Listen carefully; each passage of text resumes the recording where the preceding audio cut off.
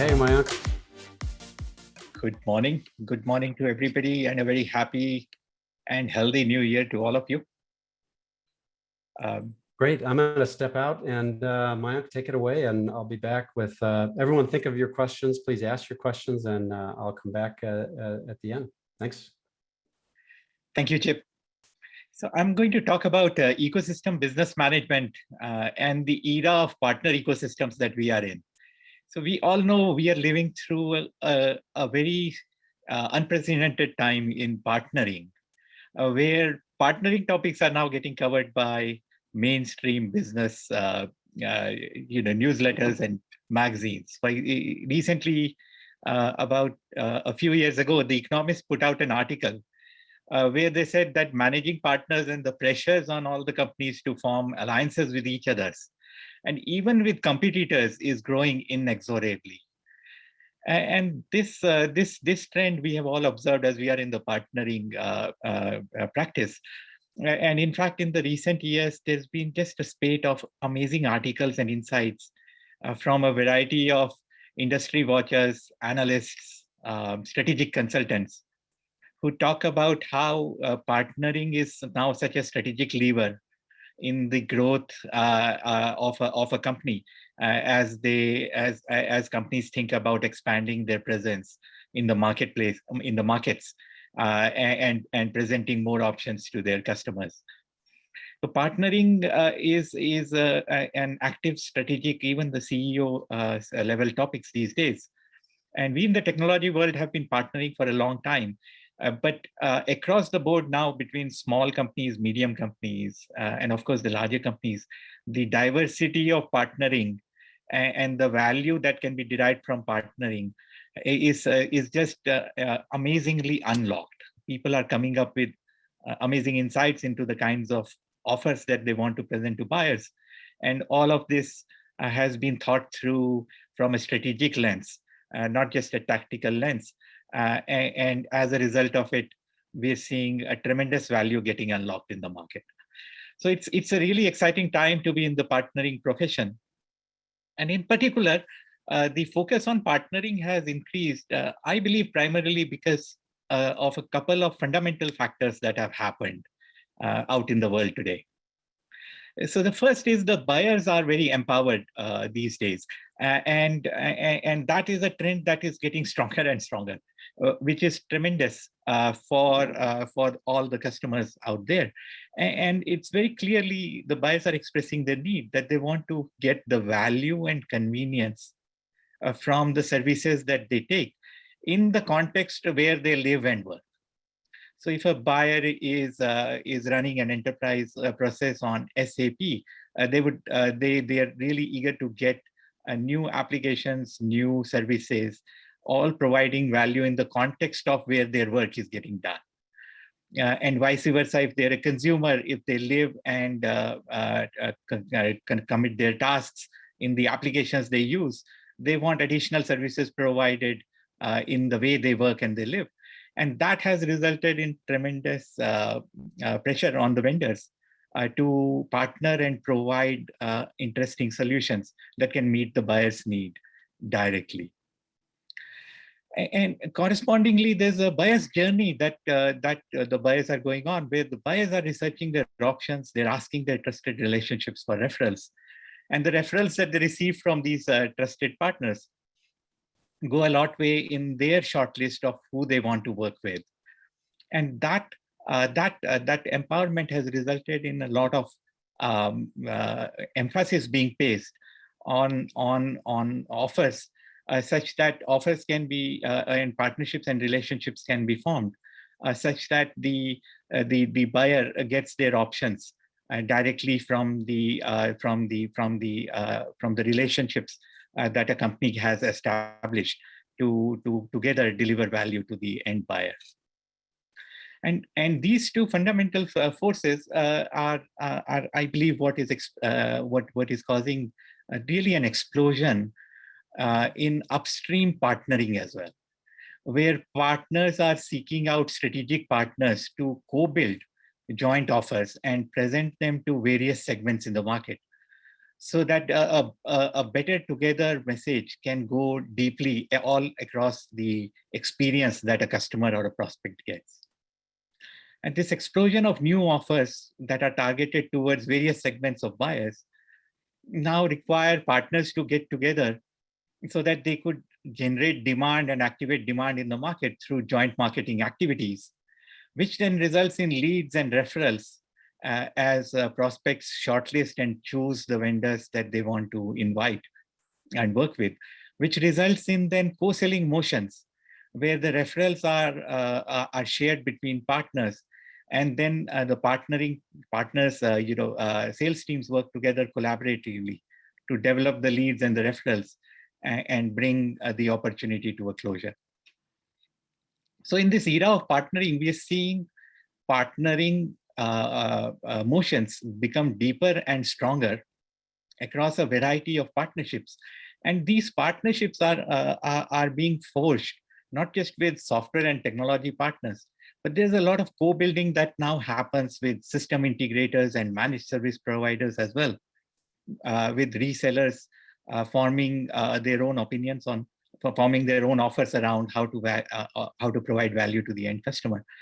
So the diversity of partners who are participating with each other to co-build specific solutions for specific markets, and then collaboratively market and activate demand to all the way through co-selling is just increasing. And I believe that these trends will keep increasing over the next decade as more and more needs of the buyer are directly met via partnerships.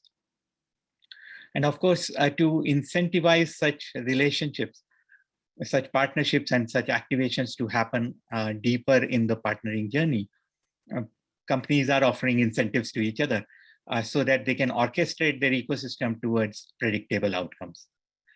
And in this context, therefore, the role of the ecosystem becomes really important. And we define an ecosystem to be a network of companies who are now working together to co-build and offer solutions that they co-market with each other and co-sell with each other, and probably even service it with each other so that the end customers' needs can be directly met. Each of these companies can deliver a piece together, and the ultimate value to the end buyer is derived from the combination that exists, not by the individual technologies or small slice of the service that are being offered independently.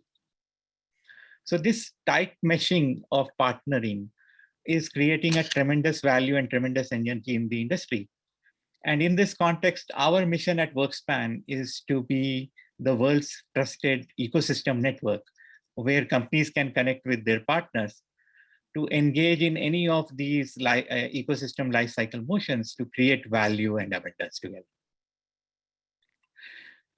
So the key that we think about how companies can orchestrate their own ecosystem is in understanding that the ecosystem lifecycle now extends earlier into managing the co-build processes so that you can offer the right kind of solutions, and then tracking marketing with each other and co-selling so that the entire customer lifecycle and customer buyer's journey can be mapped with your ecosystem partners and managed effectively.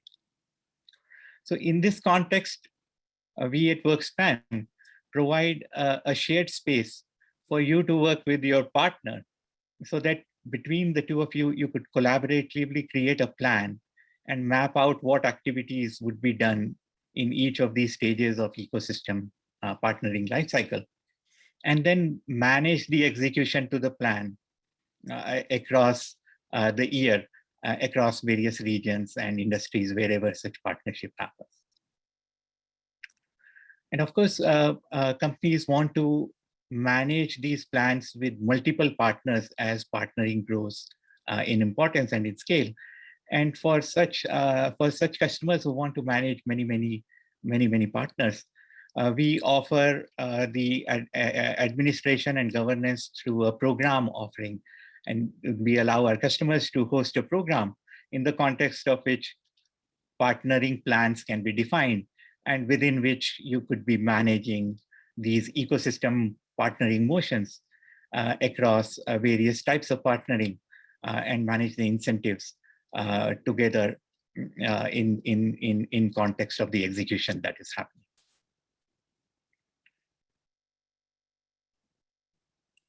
So we've been working with many customers over the past few years, and there are some, some powerful learnings that I wanted to share with you as we work with companies who orchestrate their ecosystem.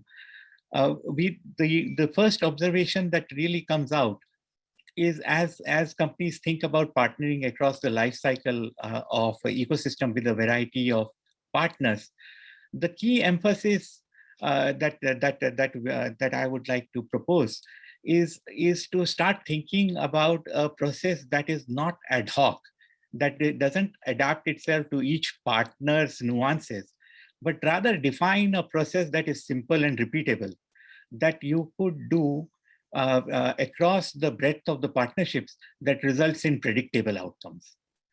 So rather than going into and defining a complex process or adapting the process of collaboration with your partners on a one-off basis, the key to scaling and the key to managing is to create something simple, something that is repeatable, something that can apply to a variety of partner types and partnering motions that you anticipate. And in fact, over the years, we have come to realize that such simple processes could be defined. And in the context of co-build, the simple process that could be run with services partners, with software partners, or with hardware partners is what we call the idea to release process, where either you or your partner could propose ideas on what joint offers could be built, and then collaborating with each other to go through the build, the certification, and the release readiness process, so that when the offer hits the market, both sides of the fence are in alignment and have all the materials ready to hold the customer's hand through the buying journey and after, and then servicing the customer. Similarly, in co-marketing, a simple process could be defined that tracks from activities being executed to leads being shared and accepted, all the way to leads being developed to until opportunities, until leads convert into opportunities. And similarly, in co-sell, there is a refer to close process to share referrals and then collaboratively co-sell with each other until the close happens. And in incentives, of course, there's the outcome to payout process that can be managed, that tracks outcomes and then allows for claims to be reviewed and payouts to be managed, so that companies are incentivizing their partners predictably and uniformly across the life cycle of partnering. So the key is in defining some simple processes that can be repeated over and over again, and that results in impact at scale. And to make this process efficient, that is where modern software comes in with enhancements for automation, integration, and collaboration. So on the platforms for ecosystem management that you deploy, to enable you to scale with more service partners and orchestrate the ecosystem much more effectively, a lot of automation can be pre-built, where automation could do multiple things on the partner managers taking a single action. So for example, if a button is clicked, a lot of actions can happen behind the scene to scale the time and capability of the partner manager to do more effective things with the partner. So for example, when a partner manager decides to share a referral with a partner, all the background work of sending the right notifications, registering the referrals in the portals, those get automated. In the co-sell process, integrations can get automated where updates are propagating directly from your CRM to the partner, so that the partner is always in sync with the status that your sales teams have. And they can then add value much faster, much sooner, rather than waiting for a weekly or fortnightly pipeline management calls. In this context, having a shared collaboration where cadence notes can be tracked, so the partnering team can track their own notes, and then add value to the sales team becomes really effective. And of course, these have to be delivered in the context in which the sales teams and the partnering teams and the marketing teams are working. So these capabilities can be embedded in your own partner portal or surfaced in your CRM so that the partnering motions are close to the salesperson.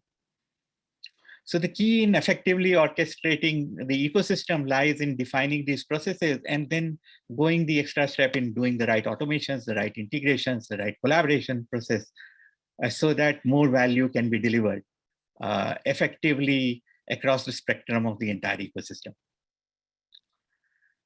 So providing these kinds of frameworks and structures is what we are especially excited about. And there's a lot of best practices and insights that go into what degree of automation is helpful and useful, and how to set up these integrations, and what are the kinds of collaboration and incentives that you can provide around all of these actions that then result in the impact getting scaled efficiently, so that even with small partnering teams, a large market ecosystem can be effectively coordinated. And companies that have done this, that have gone on this journey over the last several years, have reaped tremendous benefits. And the mantra that they have is about partnering early in the process and partnering often with their partners. So in a recent case study, we found that SAP has increased their pipeline and the revenue outcomes that come from working with their strategic partners by almost 150%. And in fact, they were able to make the process more efficient, so that they have shaved off 9 days that used to happen at the start of the partnering, where the referrals were getting exchanged with each other. These exchanges and acceptance and alignment is now happening way faster and shaving nearly a couple of weeks from the sales engagement cycles. We're working with a couple of strategic partners at WorkSpan as well. So we created special offerings where AWS and Microsoft, who run their own co-sell programs, are now integrated with WorkSpan, where we are now the official co-sell enabler for these large hyperscalers. So what we enable for them is for their partners to join WorkSpan and integrate their CRM to WorkSpan, so that effectively co-sell opportunities from partners can be sent directly from the partner CRM and get as soon as the AWS or Microsoft is tagged and the salesperson or the partner manager makes a choice to refer that co-sell to one of these partners. Then all the backend logistical work of registering that referral in the Amazon portal or the Microsoft portal gets automatically handled by the WorkSpan application, and vice versa. If AWS and Microsoft provide co-sell referrals back to their partner, those referrals will migrate from their portals down into the CRM automatically, so that the partner manager or the salesperson can choose to accept these referrals and then start collaborating with the salesperson on the other side to engage in the buyer's journey. So this kind of coordination, ecosystem coordination that now transcends company boundaries, so that collaboration doesn't start at portals, collaboration can start in the partner CRM, is now becoming very effective in resulting in more referrals being shared and referrals getting acted upon faster, so that buyers can be engaged more effectively and efficiently. So this is something that we are very excited about, this automation and integration of the last mile that enables partners to get closer to each other, because the systems that partners are working with are now integrated and automated behind the scenes, is resulting in tremendous efficiencies and more trust and more such engagements happening. So towards that end, I would love to invite you to join the WorkSpan network. If you were to think about how you orchestrate your own ecosystems, what are the kinds of simple processes that you would like to automate? What are the kinds of things that you would like to incentivize your partners to do? I encourage you to set up those programs on WorkSpan, where and give your partners the tools so that partners can send or receive referrals to you from within their CRM. And in doing so, you would reduce the burden on the partnering and at the same time increase the amount of time that is spent in the value motions of actual collaboration in co-building, co-selling, or co-marketing, rather than investing time in the manual mechanics of exchanging data with each other. And as a participant, as a node, if you're not ready to set up your own ecosystem program on WorkSpan, I encourage you to think about which partners already have their ecosystem program set up on WorkSpan. And then WorkSpan provides you one place to join so that then you can participate with multiple partners, whether they be Amazon or Microsoft or SAP or a variety of other partners who are opening up their programs on WorkSpan. Those become candidates for you to collaborate with. And because the processes are integrated from your systems to theirs, you could realize tremendous benefits. And towards that end, I encourage you to contact us to integrate your CRM as well if you want these processes to reside inside your own systems so that they are closer to your selling teams and your partnering teams in a daily context in which they live and work. So with these tools, I'm tremendously excited about the era of partnering that we are in. And we want to do our bit in bringing you closer to your partners so that more effective coordination can happen, so that more repeatable processes could be run at a much wider scale, so that ultimately impact gets delivered to the company whose relationships you own. Thank you for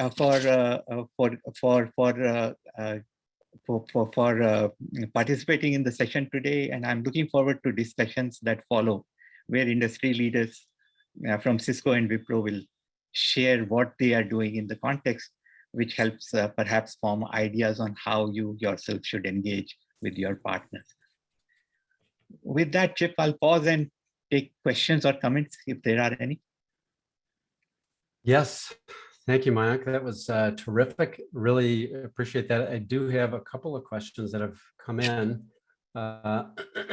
One is from Gaurav, who says, I believe most businesses are simply adding partner ecosystems to the existing business model that have served them well in the past. What's your advice for them on how to test this in new EBM approach?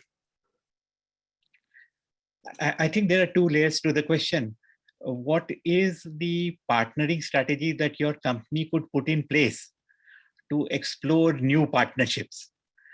And we're seeing a tremendous increase in new partnerships, and a lot of strategy could be formed if you start thinking a bit upstream on what are interesting offers that you could combine with for customers, for your target customers, with other providers, whether they be service providers or technology providers or cloud providers, so that you appear in the context of these customers. So those innovation often starts with these co-build offers that you could manage in this idea to release process, because of course you cannot fund every interesting idea.